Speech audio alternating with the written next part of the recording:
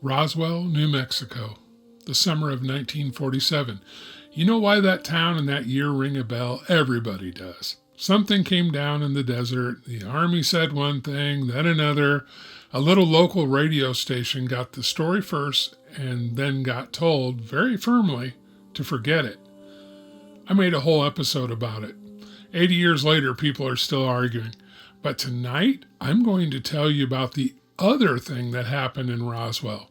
Because while all that was unfolding, there was a teenager in that same little town singing on that same little radio scene, a left-handed kid out of Texas with a honky-tonk voice nobody could quite explain.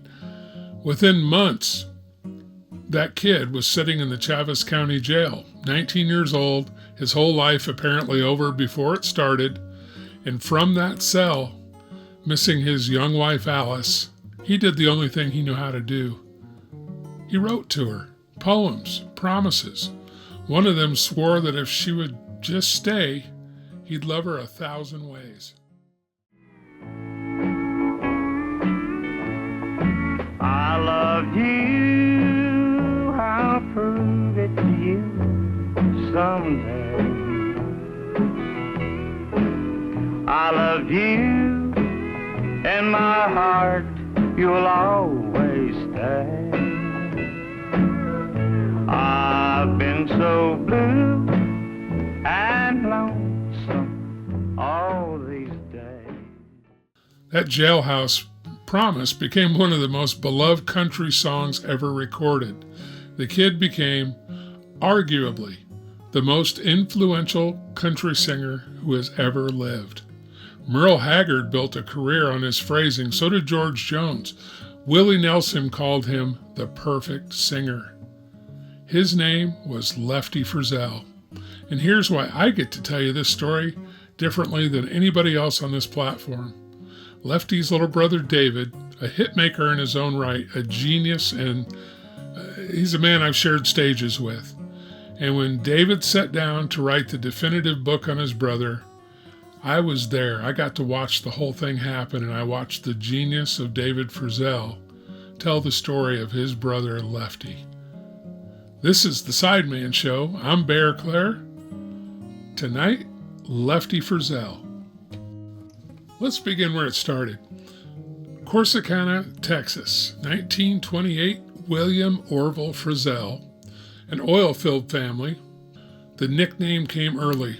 The legend says a schoolyard fight made him Lefty, and the promoters later dressed it up into a boxing career that never quite existed. You know, hey, country music's been juicing the bio scene since before there was a Nashville to juice it in.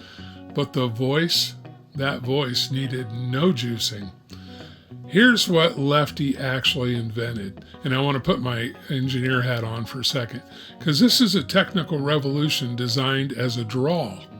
Before Lefty, country singers mostly hit the note and held it clean, square, right?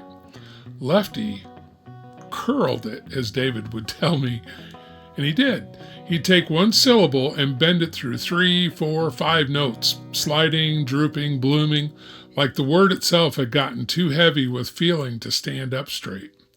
Like, always late. Yeah, I can't sing, I know.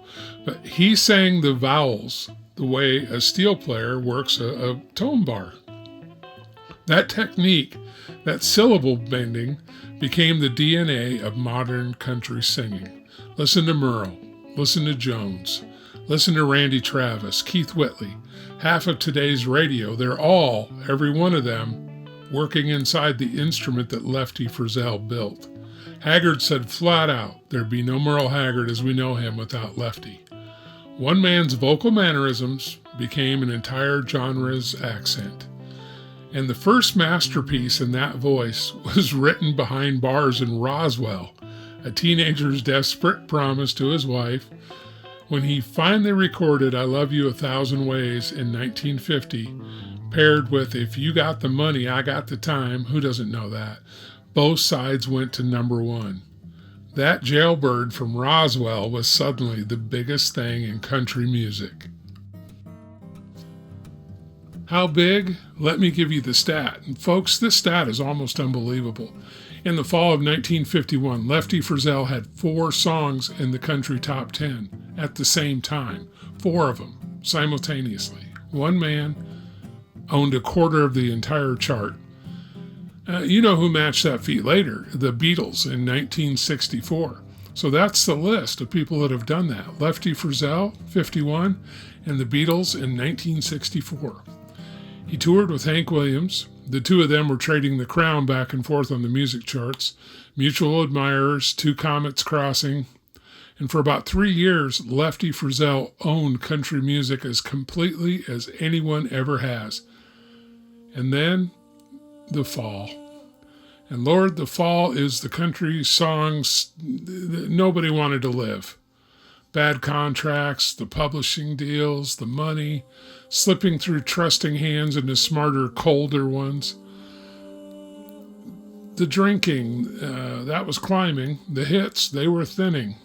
And by the mid-50s, the man who'd held 4 spots on the chart couldn't reliably hold 1. But greatness doesn't evaporate. It waits. 1959, Lefty cuts a brand new song written to sound 100 years old. The Long Black Veil. A dead man narrating his own hanging, and it becomes an instant standard.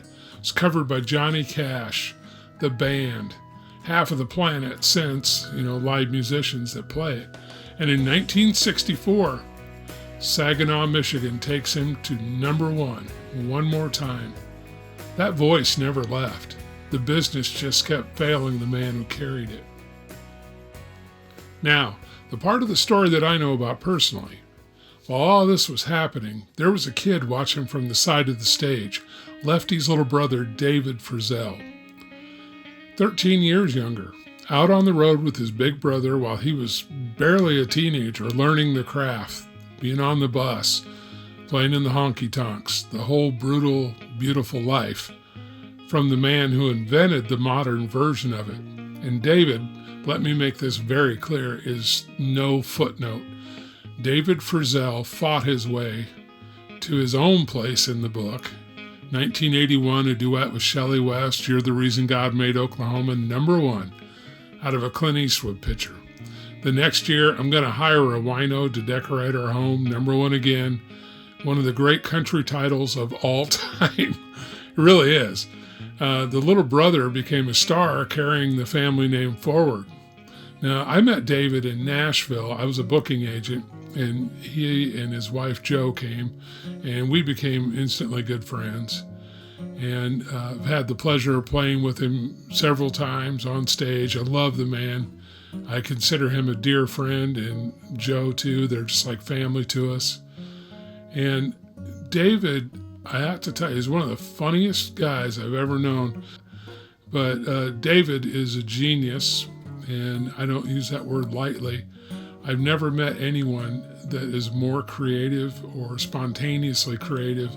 I mean, an idea hits him and the man is on top of it. He's an amazing, amazing person. And so I was lucky enough when David was writing the book about Lefty, I happened to be around. And so I got to proofread things, and we talk about things and bounce things off each other.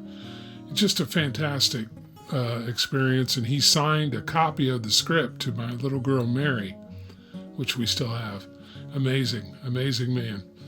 So now let's talk about Lefty and how Lefty died. It's not a fun part of it, but Lefty died young, and I'm not going to dress it up. Well, David never did either. On July 19th, 1975, a stroke. 47 years old. That is so young.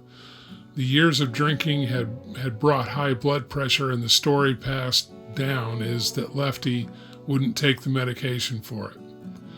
The voice that taught everybody to sing is silenced at 47. Younger than half the artists still covering him today. Merle Haggard poured the grief into a tribute, recording Lefty's song, saying his name in every interview for the next 45 years.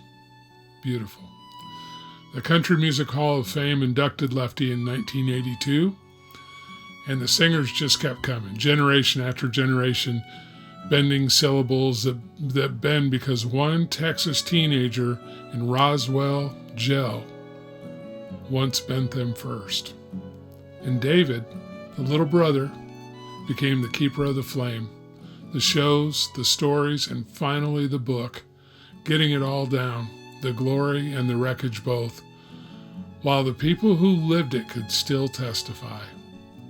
And I'm glad that whatever little help I provided to David, I'm glad I was there to do that during the writing of that book, because it's one of the most treasured times of my life. It's an honor. And, I don't want to go on here without talking about Alan Frizzell, David's little brother and Lefty's little brother. The Frizzell family is one of the strongest families I've ever met and ever known. And I think they're going to just keep making music forever. I think, the new ones the new Frizzells that are coming out, they all have that great quality in their voice. So let's go back to Roswell one last time. There are two stories that came out of that little town in 1947. One of them is about something that may or may not have fallen out of the sky. I believe it did. And the world will never, they're just never going to stop arguing about it. Okay? But the other one is about something that absolutely verifiably rose up. A broke teenager in a county jail cell writing his wife a promise that became a #1 record. That became a voice. That became the way an entire art form sings to this day. All the new country guys that have the twang in their voice, that came from Lefty. All of them. One Roswell story is a mystery. The other one is a miracle. Only one of them can be confirmed by turning on country radio any hour, any day, right now. If you want the whole story, the real one, get David's book, I Love You 1,000 Ways, The Lefty Frizzell Story by David Frizzell. I'm telling you, it reads like a novel because the life was one. I'm Bear Clair, and this has been the Sideman Show. Make sure you punch that subscribe button and the like. Give me a thumbs up if you like the shows. And if you make music, my free Luff's cheat sheet is in the description. 45 years of mastering, the numbers your records need, and it's free. Love somebody 1,000 ways tonight, and when you hear somebody singing with that twang, just remember where it came from, the great late Lefty Frizzell. And I'll see you next time.